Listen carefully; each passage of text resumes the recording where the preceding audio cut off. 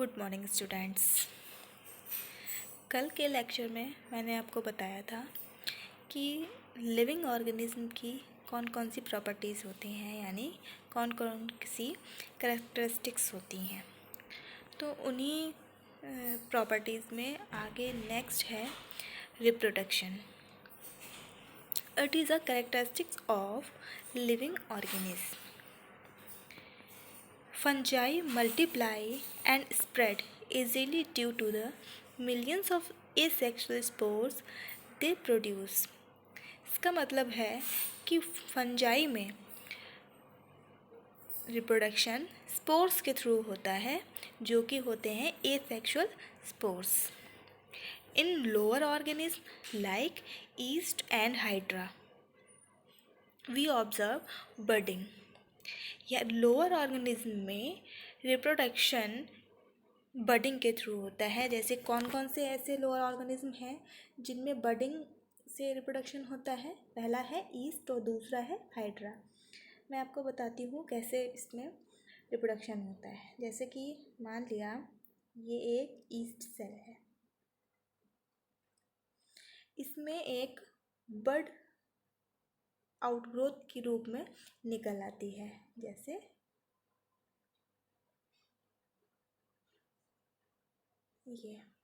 ये आउटग्रोथ निकल आई इसमें इस टाइप से. ठीक है, ये आउटग्रोथ बड़ी हो जाती है और इसमें न्यूक्लियस आ जाता है.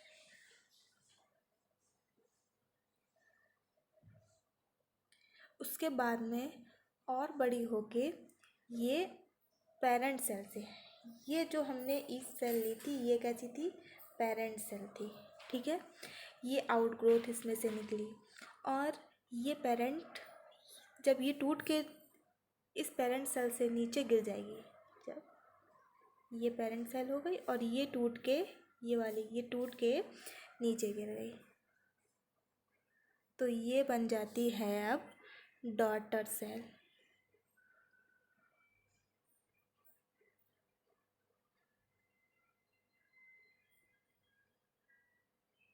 डॉटर सेल, ठीक है, और ये हो गई पेरेंट सेल. तो एक ईस्ट सेल से दो ईस्ट सेल बनी, जिसमें एक पेरेंट सेल है और एक डॉटर सेल है. इसी सीरीज़ में नेक्स्ट एग्जाम्पल आता है हाइड्रा का. हाइड्रा में कैसे होता है, देखिए मान लिया ये एक हाइड्रा है और इसमें एक आउटग्रोथ निकल आती है इस टाइप से, और ये आउटग्रोथ ये कलिका हाइड्रा प्लांट से टूट के गिर जाती है और बड़े होके हाइड्रा का न्यू ऑर्गेनिज्म बनता है. तो ये इस प्रकार एक सेल से दो सेल का निर्माण हो जाता है. इसी को रिप्रोडक्शन कहते हैं, यानी कि अपने नंबर्स में बढ़ोतरी करना, द रिप्रोडक्शन. नेक्स्ट आता है in planaria flatworm we observe true regeneration, that is fragmented organism regenerates the lost part of its body and become a new organism. ये जो ग्रीन से हाईलाइट किया गया है ये मोस्ट इम्पॉर्टेंट पॉइंट है for your exams and NEET.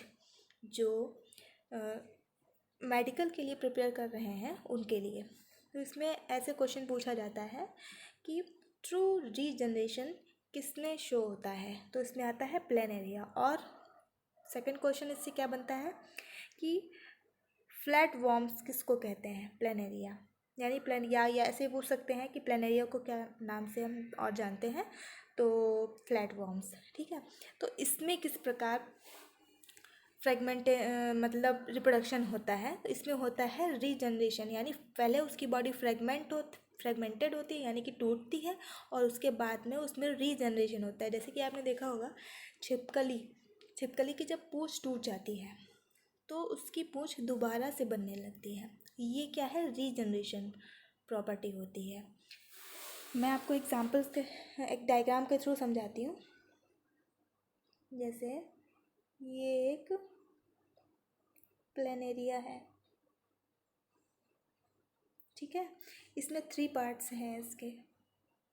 ये हो जाएगा हेड, ये हो जाएगा एब्डोमेन, और ये हो जाता है टेल। अब क्या होता है, कोई ऑर्गेनिज्म के द्वारा या ये टूट जाए, यानी कि इसके फ्रेगमेंट हो जाए। ठीक है, एक यहाँ से फ्रेगमेंट हो गया, एक यहाँ से ये टूट गया, तो ये 3 पार्ट्स में टूट जाएगा। एक बनेगा इसका ये, एक बनेगा इस तरीके से,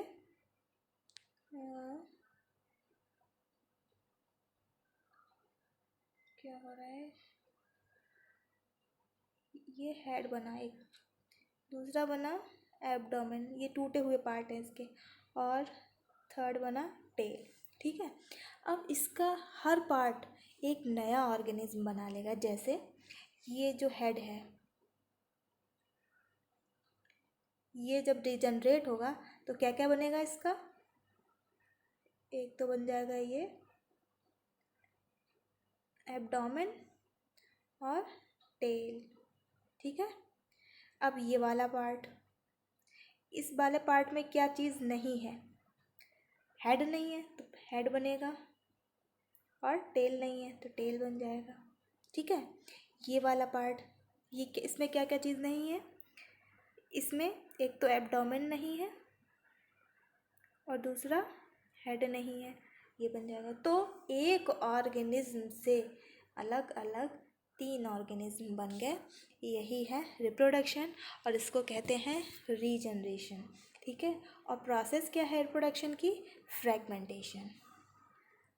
ओके, नेक्स्ट इसमें लिखा हुआ भी है, देखिए आप, अ fragmented organism regenerates the lost part of its body and become a new organism. Next point पे हम आते हैं, the fungi, the filamentous algae, the protonema of mosses, all easily multiply by fragmentation. ये फंजाई, एल्गी और mosses जो protonema है, वो fragmentation के थ्रू आसानी से मल्टीप्लाई कर जाते हैं।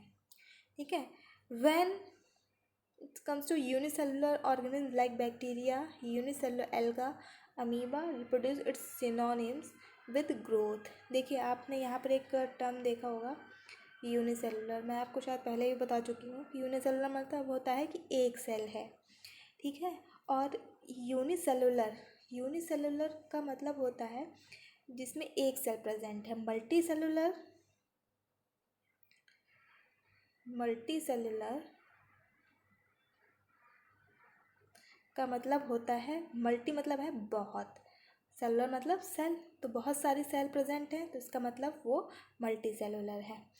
तो यूनिसेलुलर ऑर्गेनिज्म का बेस्ट एग्जांपल है अमीबा। ठीक है, इसमें एक सेल प्रेजेंट होती है। बैक्टीरिया, इसमें एक सेल होती है। यूनिसेलुलर एल्गा कुछ होते हैं, लेकिन कुछ मल्टी सेलुलर एल्गा भी होते हैं। ठीक है, तो इनमें इनका नंबर आसानी से इंक्रीज हो जाता है, किससे, फ्रेगमेंटेशन से। नेक्स्ट आता है,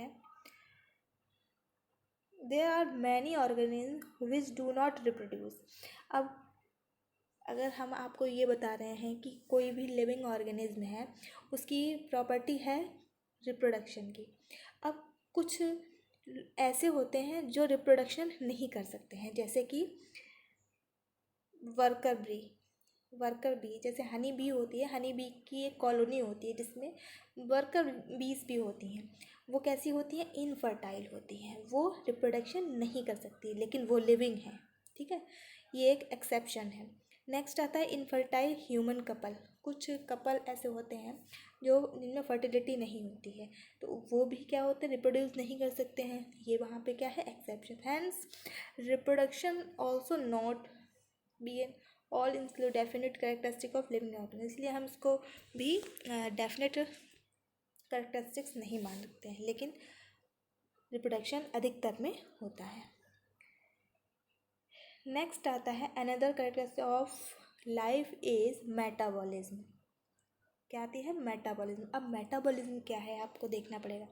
मेटाबॉलिज्म क्या है? जैसे हमारा शरीर है वो किस चीज़ का, बहुत सारे केमिकल्स से मिलके बना हुआ है। जैसे इसमें प्रोटीन आता है, कार्बोहाइड्रेट आता है, कार्बन आता है, वाटर आता है, ठीक है।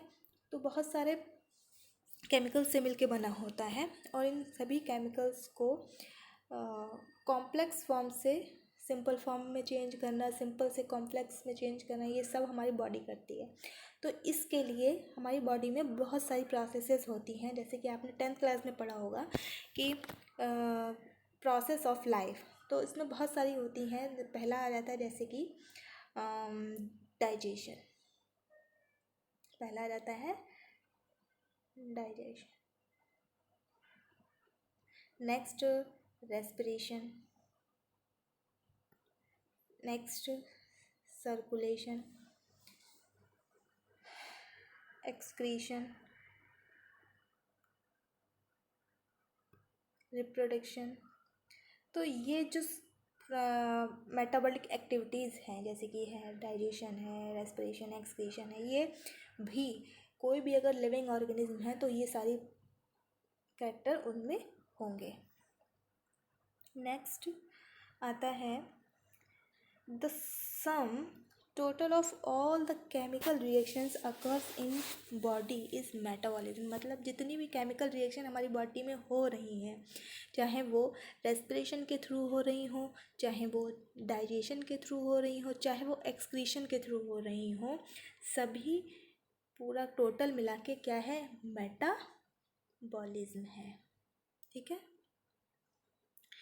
No non living object exhibit metabolism. यहाँ पर एक वेरी इंपॉर्टेंट पॉइंट आता है कि कोई भी नॉन लिविंग में किसी भी प्रकार की मेटाबॉलिज्म नहीं होती है, ठीक है। नेक्स्ट यहाँ पर बताएंगे आपको कि मेटाबॉलिज्म, ये very important point, metabolism is a defining feature of all living organism without exception. मतलब किसी भी, कोई भी इसमें एक्सेप्शन नहीं है। जैसे कि अभी हमने ऊपर देखा था रिप्रोडक्शन की, कुछ लिविंग हैं वो रिप्रोडक्शन नहीं करते हैं, लेकिन यह मेटाबॉलिज्म में कोई भी एक्सेप्शन नहीं है। विदाउट एनी एक्सेप्शन ये एक डेफिनेट फीचर है लिविंग ऑर्गेनिज्म का, ठीक है।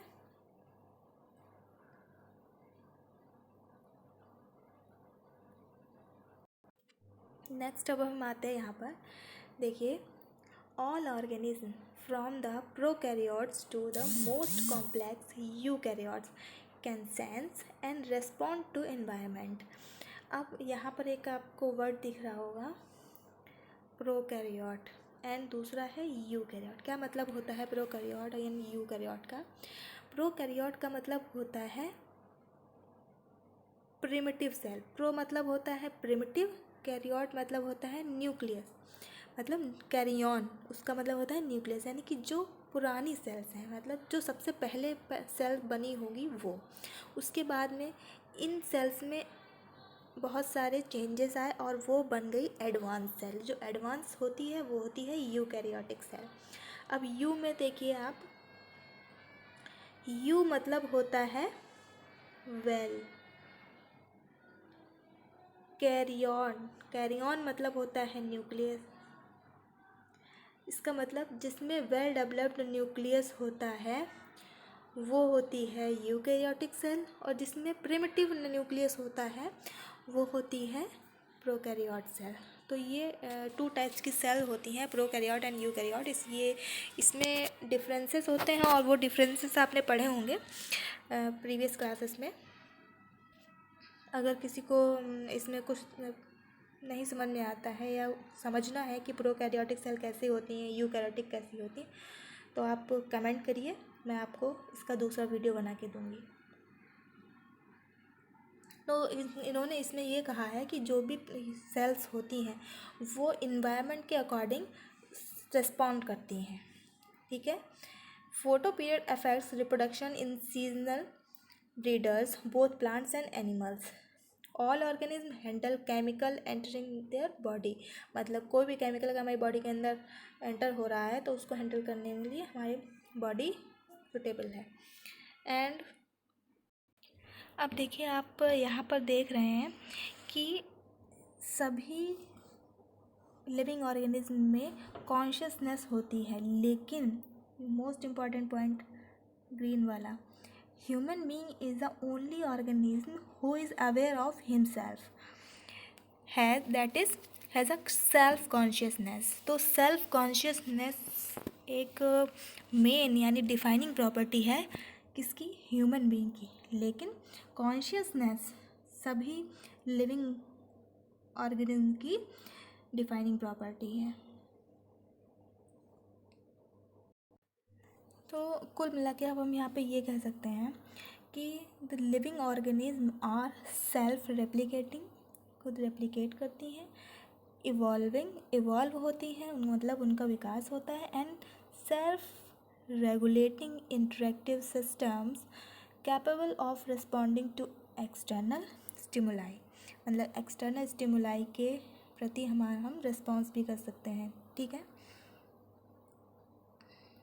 तो अब हम यहाँ पर बायोलॉजी के बारे में क्या जाना, तो biology is the story of life on earth पर कैसे लाइफ आई, तो ये किस में हम पढ़ेंगे, किस में स्टडी करेंगे, बायोलॉजी में। Biology is the story of evolution of living organism on earth, यानी कि लिविंग ऑर्गेनिज्म जो भी लिविंग हैं वो उनका विकास कैसे हुआ अर्थ पर, इसकी भी स्टोरी बायोलॉजी में है।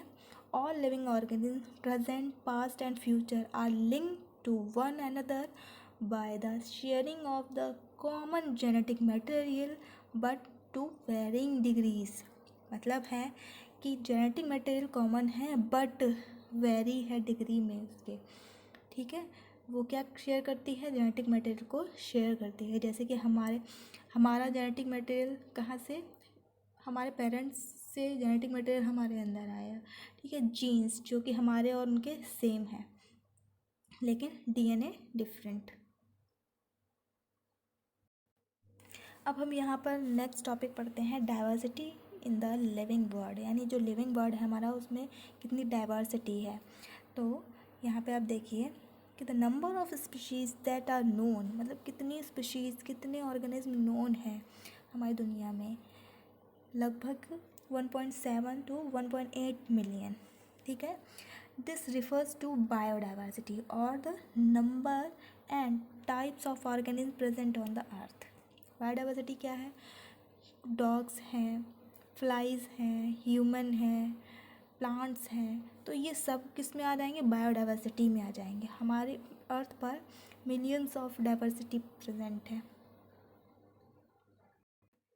तो इस डाइवर्सिटी को एक साथ पढ़ना बहुत मुश्किल था, इसलिए साइंटिस्ट ने इसको स्टैंडर्डाइज किया, यानी कि उनको नाम देना स्टार्ट किया। तो the naming of living organism such that a particular organism is known by the same name all over the world, मतलब एक ही नाम से पूरे वर्ल्ड में जाना जाएगा। इस प्रोसेस को कहा गया नॉमेनक्लेचर। जैसे कि ह्यूमन है, ह्यूमन का जो साइंटिफिक नेम है वो क्या है, होमो सैपियंस। तो ये होमो सैपियंस, ये पूरे वर्ल्ड में ह्यूमन का सिर्फ यही नाम है। ठीक है, तो हर स्पीशीज़ का एक ही नाम, सेम नेम दे दिया गया ऑल ओवर द वर्ल्ड। तो इस प्रोसेस को कहा गया नॉमेनक्लेचर। अब ये पॉइंट इम्पॉर्टेंट है, नॉमेनक्लेचर और naming is only possible when the organism is described correctly and we know what organism the name is attached to, this is identification। मतलब अगर वो क्लियरली उसको डिस्क्राइब किया गया है करेक्टली तभी हम उसका नाम दे सकते हैं। ठीक है, नेक्स्ट आता है फॉर प्लांट्स। अगर हम प्लांट की बात करें तो प्लांट, आपको पता है कि जो बायोलॉजी है इसकी 2 ब्रांचेस हैं, वैसे तो बहुत सारे हैं लेकिन 2 मेन ब्रांचेस हैं। फर्स्ट आता है जूलॉजी और सेकंड है बॉटनी। तो जो जूलॉजी है, जू मतलब होता है एनिमल, लॉजी मतलब उसका स्टडी, लॉगस तो जिसमें हम एनिमल्स की स्टडी करते हैं, ठीक है, ये आ जाता है एनिमल्स, उसको कहते हैं जूलॉजी। नेक्स्ट आता है बॉटैन, बॉटैन मतलब होता है प्लांट्स, तो किस साइंस के अंडर हम प्लांट्स की स्टडी करते हैं उनको हम कहते हैं, उसको हम कहते हैं बॉटनी, ठीक है। तो अब यहाँ पर देखिए, आप इसको बताने का मतलब क्या था, जो अगर plant scientific name the based on agree principles and criteria, कोई भी अगर प्लांट है उसको अगर कोई नाम दिया गया है साइंटिफिक नेम, तो वो एक प्रिंसिपल और क्राइटेरिया के थ्रू दिया जाता है, और फिर उसको कहाँ रखा जाता है, international code for botanical nomenclature, कहाँ प्रोवाइड किया जाता है, provided in international code for botanical nomenclature. ये बहुत पूछा जाता है, इसकी फुल फॉर्म ICBN की फुल फॉर्म क्या है, तो फुल फॉर्म है international code for botanical nomenclature. Next, ये तो बॉटनी यानी कि प्लांट से रिलेटेड, प्लांट है तो इसमें रखा जाएगा। अगर एनिमल है, एनिमल्स, उनको नेक्स्ट उसमें है international code for zoological nomenclature, यानी कि उसको हम रखते हैं ICZN के अंदर, ठीक है। तो यहाँ पर सिर्फ फर्क किस चीज़ का है, Z और B का, और इनकी फुल फॉर्म बहुत पूछी जाती है, it is very important. Next आता है the scientific name ensure that each organism has only one name. Scientific name क्या इंश्योर करता है कि हर ऑर्गेनिज्म का कोई सिर्फ एक ही नाम है। अब आप देखिए यहाँ पर 2 नेम आ जाते हैं, वो 2 नेम क्या है, मतलब 1 नेम है उसमें 2 कंपोनेंट हैं, क्या क्या है, जो फर्स्ट कंपोनेंट होता है उसको हम कहते हैं जेनेरिक नेम, और जो सेकंड कंपोनेंट होता है उसको हम कहते हैं स्पेसिफिक, यानी genus and species.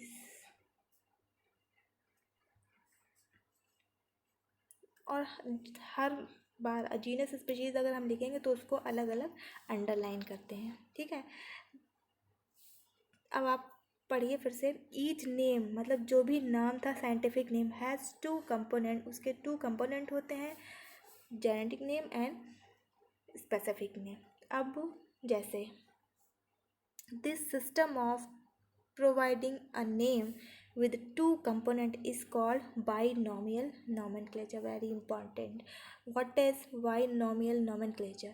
The system of providing a name with 2 component is called binomial nomenclature, that is कौन कौन से component हैं वो, generic name and specific epithet, ठीक है।